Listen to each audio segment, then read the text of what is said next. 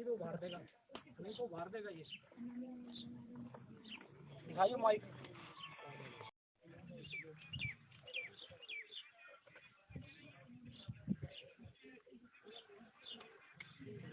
सामने के में मिट्टी है, शफा है, पीर मोहिब जानिया दा दरबार है। ए तक ए लोग दसे सन 900 साल पुराना है। हमारे तक कोई दा शिजरा दसे ना। हाँ और देखो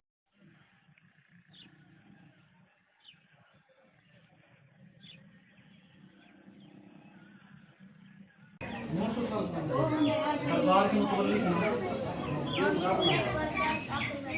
आते नहीं आपको। हां वही आए पैंट पा के ये कई है वाला केरा चाहिए वैसे चाहिए सर रोही है। अच्छा रोही है।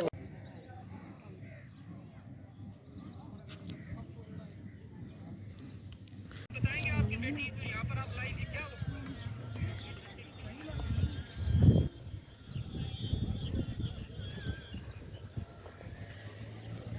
सामने के में मिट्टी है, शफा है, पीर मोहिब जानिया दा दरबार है। ए तक ए लोग दसे सन 900 साल पुराना है।